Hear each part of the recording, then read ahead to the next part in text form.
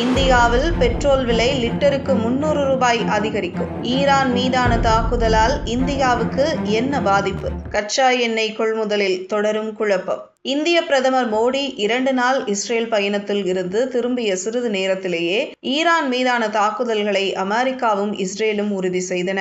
Iran உச்ச தலைவர் Ayatollah Ali Khamenei இறந்துவிட்டதாக அந்நாட்டின் அரசு தொலைக்காட்சியும் உறுதிப்படுத்தியுள்ளது. பிரதமர் மோடியின் இஸ்ரேல் பயணத்திற்கு பிறகு உடனடியாக நடந்த இந்த தாக்குதலால் இந்தியாவுக்கான சிரமங்கள் கணிசமாக அதிகரித்து இருப்பதாகவும் இந்தியாவின் முன்பாக குழப்பமான சூழ்நிலை எழுந்துள்ளதாகவும் நிபுணர்கள் நம்புகின்றனர். ஈரான் மீதான அமெரிக்கா மற்றும் இஸ்ரேலின் தாக்குதல் இந்தியாவின் பொருளாதாரத்தையும் பாதிக்கக்கூடும் என்றும் இஸ்ரேல் மற்றும் ஈரானில் வசிக்கும் இந்திய குடிமக்களை பாதுகாப்பாக திரும்ப அழைத்து வருவதில் சிக்கல்கள் இருக்கலாம் என்றும் கூறப்படுகிறது.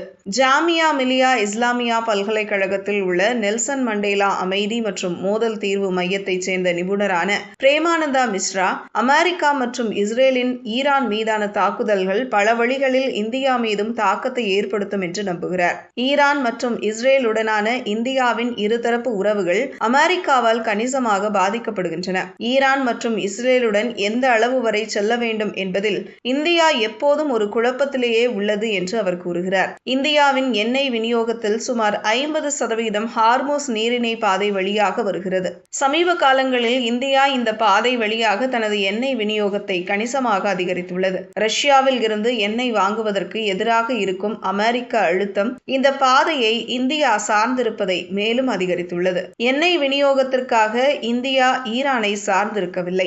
ஆனால் இந்த பாதை இந்தியாவுக்கு மிகவும் முக்கியமானது. இந்த பதற்றம் தொடர்ந்து அதிகரித்தால் அது இந்தியாவின் பொருளாதாரத்தில் நேரடி தாக்கத்தை ஏற்படுத்தும். எண்ணெய்க்காக இந்தியாவுக்கு மற்றொரு பாதை உள்ளது, அது செங்கடல்.